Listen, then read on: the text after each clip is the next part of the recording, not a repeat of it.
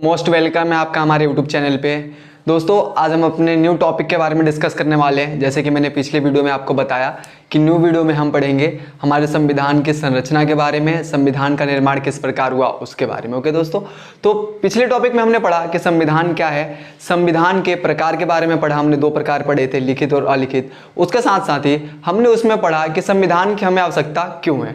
और आज का जो टॉपिक है हमारा, जिसमें आज हम डिस्कस करेंगे, वो करेंगे संविधान निर्माण की प्रक्रिया, यानी कि जो भारतीय संविधान है उसके निर्माण की क्या प्रक्रिया की थी, किस तरीके से संविधान निर्माण का कार्य शुरू हुआ और किस तरीके से पूर्णतः संविधान बनकर तैयार हुआ। उससे पहले जो भी फ्रेंड्स हमारे इस YouTube चैनल पे न्यू विजिट कर रहे हैं उनसे रिक्वेस्ट है कि वो हमारे चैनल को सब्सक्राइब जरूर करें, ताकि जो भी हमारी न्यू वीडियो होगी वो आप तक सबसे पहले पहुंचे। ओके, और लाइक शेयर जरूर कीजिएगा, कमेंट करके जरूर बताइएगा कि इस वीडियो से आपको कितना सीखने को मिला। ठीक है दोस्तों, तो आगे हम पढ़ते हैं कि संविधान निर्माण की प्रक्रिया, यानी कि भारतीय संविधान की जो प्रक्रिया थी निर्माण की वो किस तरीके से बनी।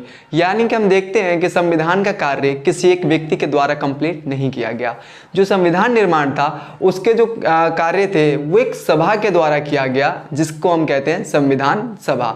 संविधान सभा में अलग अलग टीमें बटी हुई थी जो अलग अलग विषयों पे कार्य कर रही थी। ठीक है, तो हम बात करते हैं संविधान का कार्य कैसे स्टार्ट होता है।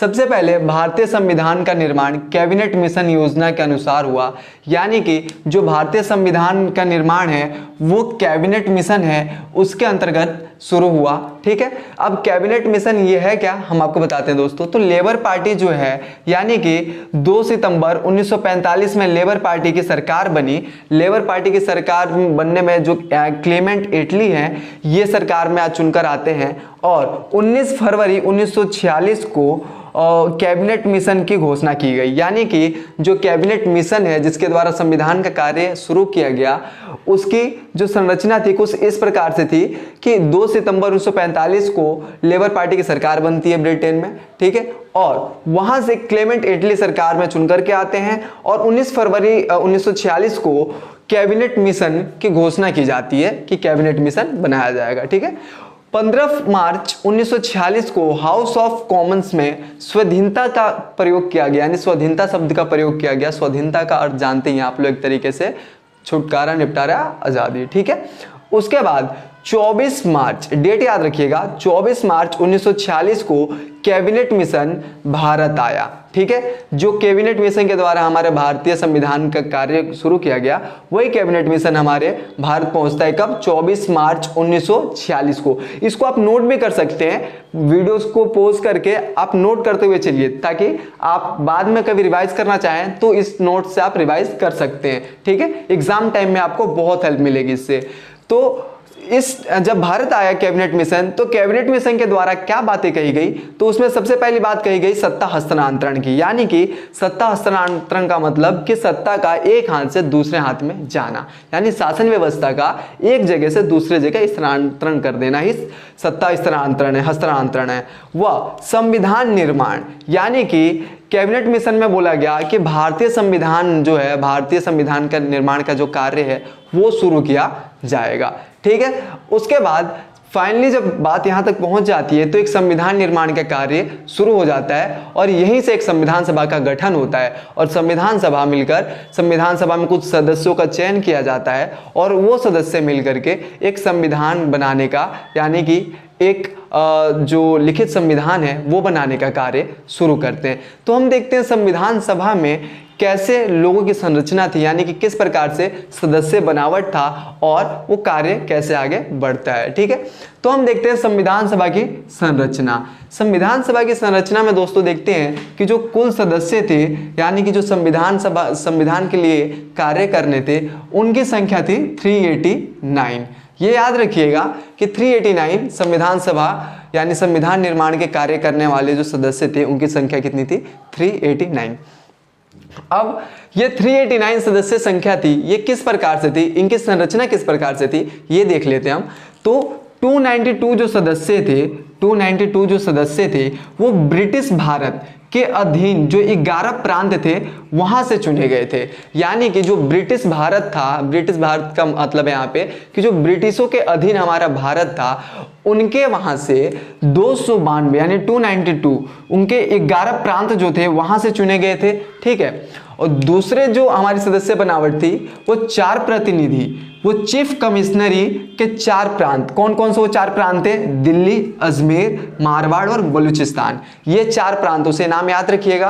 अगर पेपर में 1 नंबर में पूछ दे तो लिखना होगा, वरना आपके नॉलेज के लिए याद होना बहुत जरूरी है, ठीक है। उसके बाद जो 93 प्रतिनिधि थे यानी 93 प्रतिनिधि थे, वो जो हमारे पास देशी रियासतें थी उनमें से 93 यानी कि 93 प्रतिनिधियों का चुनाव हुआ, ठीक है, और वो देशी रियासतों से थे। अब देखिए आगे क्या संरचना होती है कि प्रत्येक प्रांत को उनकी जनसंख्या के अनुसार सीटें दी गई, यानी कि जो भी प्रांत थे उन प्रांतों में यह बात कही गई कि जनसंख्या के हिसाब से वहां से सदस्यों का चुनाव होगा। क्या कहा गया, वो कैसे जनसंख्या होगी? तो प्रत्येक 10 लाख की जनसंख्या पर 1 सीट, यानी कि कहने का मतलब कि जितने भी लोगों का चुनाव होगा वो कुछ नियम के अनुसार होगा। वो नियम क्या था? तो उसमें बातें कही गई कि प्रत्येक सदस्य का चुनाव 10 लाख लोगों के अंतराल में होगा, यानी कि 10 लाख लोग जहां पे होंगे वहां से एक व्यक्ति चुना जाएगा, ठीक है। किसके लिए? संविधान निर्माण के कार्य के लिए, ठीक। उसके बाद हम देखते हैं कि इनमें भी 3 समुदाय बने। 3 समुदाय कौन से बने? तो एक मुस्लिम इलाका, एक सिख और एक समुदाय सामान्य। ये 3 सामान्य समुदाय बने। ये तीनों समुदाय इस प्रकार से थे, मुसलमान, सिख और सामान्य, ठीक है। उसके बाद हम देखते हैं कि 3 जून 1947 को माउंटबेटन योजना के द्वारा भारत और पाकिस्तान का विभाजन हो जाता है, ठीक है। किसके योजना के द्वारा? माउंटबेटन। 1 नंबर में पूछे तो याद रखिएगा, माउंटबेटन योजना के द्वारा भारत और पाकिस्तान का विभाजन हो जाता है। कब? 3 जून 1947 को, ठीक है। उसके बाद 31 अक्टूबर 1947 को संविधान सभा की बैठक बुलाई जाती है, ठीक है।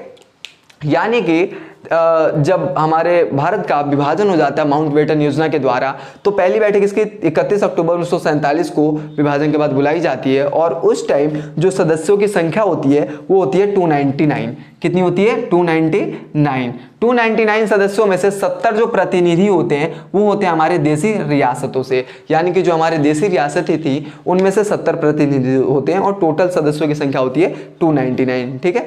और 26 नवंबर 1949 को फाइनली 284 सदस्य जो है वो संविधान सभा पे हस्ताक्षर करते हैं, यानी कि वहां पे 284 ही मेंबर मौजूद होते हैं जो संविधान सभा पे हस्ताक्षर करते हैं, ठीक है दोस्तों।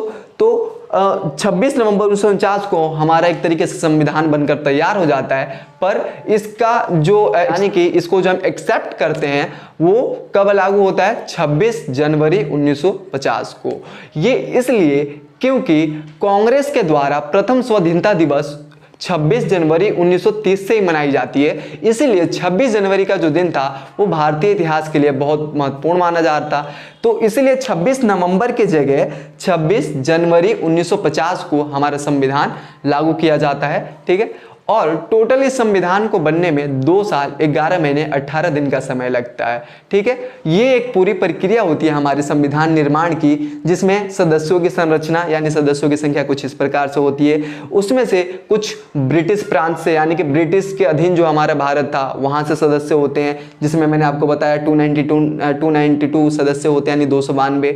उसके बाद 4 प्रतिनिधि जो होते हैं वो चीफ कमिश्नरी के 4 जो क्षेत्र होते हैं यानी कि 4 प्रांत होते हैं वहां से होते हैं, और 93 प्रतिनिधि देशी रियासत से होते हैं।